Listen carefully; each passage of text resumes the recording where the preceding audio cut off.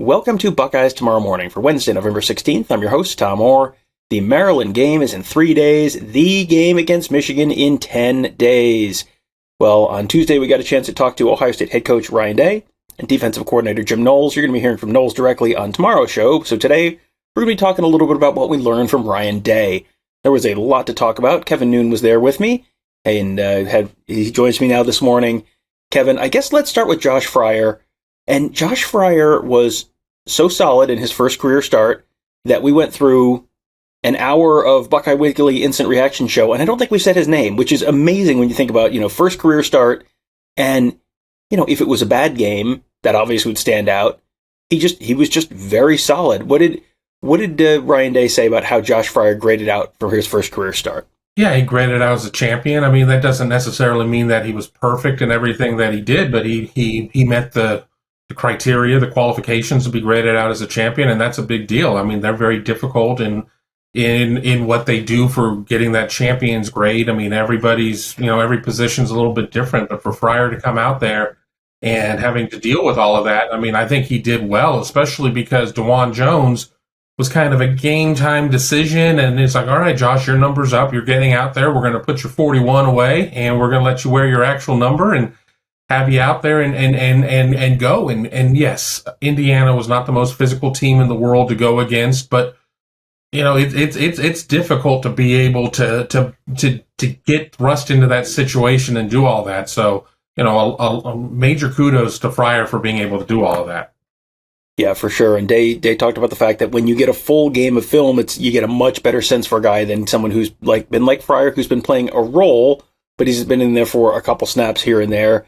Wearing that number 41 jersey, like Kevin said, in that tight end, in that goal line formation is sort of the extra big body. They call that the bison formation. I'm not sure we had heard that one before, but Day mentioned that on Tuesday. I thought that's a good name for the load up an extra big dude and have him just mash his head into people. It's like, yeah, that's a pretty good name for that formation. So that was there's Josh Fryar. So we've now talked about Josh Fryar, and you have not. Sorry, we ignored him. He did too well to get talked about, I guess, after the game. Something we did talk about after the game was the blocked punt, the big blocked punt by Lathan Ransom, and we got a little more detail. We'd heard a little bit about it after the game. We got a little more detail in the Tuesday press conference, some of the backstory behind that punt. How often are they working on blocked punts? What goes into actually blocking a punt for the Ohio State team? Yeah, I mean, I found it very interesting because it was details that I didn't know, and I've been covering this team for a long time, but, each week they seem to have a couple of different block schemes or whatever. I mean, I can't imagine that there are that many different ways you can go about it, but I think that they're ones that, you watch the film, you watch tendencies, and you have certain things there. Something else that I found very interesting as well is that, they kind of borrow a piece from a different game, from baseball, with like the sleeve that they wear, the base stealers wear, with like the metal piece in it, because you're going in there and you could have serious hand injuries, and they've dealt with some hand injuries in punt block practice. So they were able to get it set up there, and it worked. And we remember the ones that happen because they don't happen all that often. But, it was very interesting to hear that they have that much in there, because you figure you're trying to get 10 pounds of what in a 5-pound bag in terms of what it is you can practice in X amount of hours. And for them to have multiple punt blocks that they have at their disposal each week was all very new information. Yeah, for sure. Yeah, so they work on a couple of them every week, then they will adjust then during games. And that was sort of what, that was not the first punt. That was probably the fifth or so Indiana punt that they ended up blocking. And just, said sometimes it's different angles, sometimes it's a different scheme. But yeah, to your point on the oven mitt, it looks like an oven mitt if you've ever seen baseball base stealers wear it. And apparently there's a little bit of metal in there to kind of keep you from getting, your wrist bent back or your hand broken. He said Josh Proctor actually had his hand broken when they were trying to block punts during practice a few years back, and said, all right, we're not doing that anymore. They figured a good workaround there, so they have been working on it all year, and then it paid off on Saturday. Someone else who's been working for a while, and you're starting to see some payoff, is Ty Hamilton. He's just an interior defensive lineman, and that is never a glory position, but he has played significantly more snaps the last couple weeks. You saw him a bunch against Northwestern, and then again against Indiana, and you're starting to see him get on the stat sheet as well. he and Jack Sawyer both kind of got in there on at least one sack. What does Ty Hamilton bring to this team as he kind of continues to grow into a bigger role on the interior of the defensive line? Yeah, I mean, nobody really talks about Ty Hamilton all that much. I mean, obviously his brother made quite an impact when he was at Ohio State with Devon, but, Ty kind of a little bit of a forgotten recruit just based on some of the other guys that were around him and everything else. He's just somebody who's able to get things done. I mean, he's quicker than you expect. I mean, he's shiftier than you expect. He's got a lot of things going on. He got a lot of praise from Jim Knowles of what it is that he can do and everything else. And you don't necessarily think about it because you sit there and you look at an Ohio State team that is based so much on what their ends are going to be able to do. What's JT Tuimoloau, Zach Harrison, Jack Sawyer, et cetera, et cetera, et cetera. But, Jim Knowles certainly had some nice things to say, some nice little nicknames for what Ty Hamilton has become with this team. And, they're going to need all of these guys moving forward. Yeah, and they, we talked a little about Teron Vincent on Tuesday as well. And Vincent is someone who, much like Hamilton, sort of coming on and giving them some more quality depth in the middle of the defensive line. And with Mike Hall still not 100%, that has turned into a very, very big thing for them. This is, Ohio State has the opportunity to do some things that other teams don't do. One of them is go to the college football playoff, but there's also some smaller stuff that they have the opportunity to do as well, which is work on stuff during a game when they have a big lead. That is not a luxury that everyone has, and you can probably think back to some years when Ohio State didn't really have a bunch of big leads. 2020, they feel like they played a lot of close games. They didn't necessarily have the opportunity to work on stuff in games. This year, they've had a lot of big wins. So you've had the opportunity to do stuff like work on your short yardage run game and not have it be the end of the world if you don't get it. But that's also, led to them doing, Ryan Day talked about kind of banging his head against the wall a little bit, maybe being a little bit stubborn with the short yardage run game. So, is that a luxury for them to be able to do that? Or is that just sort of leading to more frustration? I mean, certainly a luxury where you're able to try and write some things as you're going along. I mean, there are going to be times where the goal is to get out there and to win the game. And Ohio State hasn't necessarily been in a lot of situations this year of where they have been lacking in points and having to, to worry about, are we going to win this game? I mean, obviously they had to have second halves against Notre Dame, Northwestern, Penn State in certain regards to be able to put the games where they need to, but they have the luxury of trying to sort some things out. But, Ryan Day is going to pull out that luxurious dark hair if they don't start connecting more on 3rd and goal or 3rd and 1 and 4th and 1 and things of that nature. And I guarantee you, while it may not be a huge issue against Maryland, it's going to be a huge issue against the team the following week. So they got to get some of this stuff sorted out. So, I mean, it is a luxury.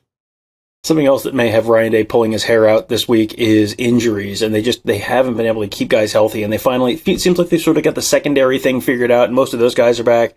The running back room is still, they've got like 1.5 healthy guys there, and, Day was asked about Dallan Hayden, true freshman Dallan Hayden. Could he potentially be the starter with Xavier Johnson behind him this weekend? What did they, Day never talks about injuries in any great detail this early in the week, but what did he have to say about, the possibility? Would he be comfortable with Dallan Hayden starting if it came to that? And how likely do you think it might be that that's going to be what happens? Well, Ryan Day did come out and he's like, between, Chip Trayanum and Miyan Williams and TreVeyon Henderson, I'd expect to have 2 of the 3 back. We'll see. We certainly have heard a lot, seen a lot. What things may look like on the availability report may not reflect what you actually see out there. Objects in this mirror are smaller than they actually appear. But yeah, he seemed pretty comfortable with Dallan Hayden. Now, what he's saying to us and what the situation is there may be a little bit of a difference. A true freshman thrust into those types of situations is going to be difficult. But Dallan Hayden has shown the ability to have some wiggle, to be able to break some decent sized runs. I mean, I remember going toward the south end zone, the one where he was able to go off the left end, and everybody did a great job of blocking down, and he was able to just waltz in on a play that Tony Gerdeman probably could have got half a yard on. But yeah, he seems to be pretty comfortable with the situation, but he also may be just trying to convince himself in a less than ideal situation where everybody's hurt. Well, and one thing Day did mention with Hayden is he's taken care of the football this year, which is kind of job number 1 as a running back. he has taken care of the football. You've seen, C.J. Stokes from Michigan, put the ball on the ground a few times. You haven't really seen that from Dallan Hayden yet, and he's had more carries than a true freshman would typically have in this offense, as coming into the season as the third string guy or fourth string guy or wherever you had him on the depth chart. So yeah, that's at least that's one thing that would lead you to believe that Day probably at least kind of believes what he said there. This is the first trip for Ohio State to Maryland since 2018. Of course, the 2020 game, Maryland had a big COVID outbreak, so that game didn't happen. So you go back to the last time Ohio State went to Maryland, and it ended up 52-51 in overtime. One of the wildest games, one of the games that was very similar setup to this week's game, in fact, where Ohio State and Michigan were sort of shaping up for a massive end-of-season showdown. That was the big Michigan Revenge Tour year, and Ohio State had to go to Maryland the week before hosting Michigan, and really got the daylight scared out of them. That ended up as one of the standout games for Dwayne Haskins, who had 3 rushing touchdowns in that game. Day, of course, was not the head coach at that point. He was just the offensive coordinator. He was asked about, that game and Dwayne Haskins running for 3 touchdowns, which is, a little out of character for him. What did Day have to say about that? Yeah, I mean, I guess earlier, a game or two prior, I don't really remember, at a home game, there was an opportunity for Dwayne to run, and he didn't. And we know Ohio State fans love to see a running quarterback, and they let Dwayne know about it. So, it was, there were probably some hurt feelings there at that point. And, it came into a situation of going home to Maryland, where he's from, where all of his friends and family were, that, your toughness is being called into question. And Dwayne took it upon himself and gave Ohio State 21 points that they desperately needed in a game that, they were trailing most of the game. And I mean, in a lot of that game, they were trailing by a couple of scores. So somebody that you think about as a pass first, pass second quarterback took it upon himself and was making some hard runs and taking some pops out there. So it was impressive for what he was able to do. And, I see a little bit of a similarity in terms of with CJ Stroud. People, have certainly jeered the fact that that Q run is not part of the repertoire there. I mean, if you believe Ryan Day, it sounds like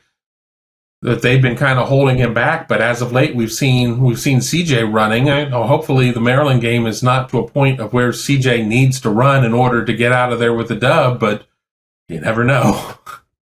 Yeah, and I mean, speaking of you never know, that 2018 game at one point came down to a 4th down pass in overtime from Dwayne Haskins to Rashad Berry, tight end Rashad Berry. Now, tight end Rashad Berry had not been tight end Rashad Berry very long at that point. He had been defensive end Rashad Berry not long before that. So, Day told a very funny story about a 4th and 1 where your throw is to a converted defensive end, and Urban Meyer's reaction to that.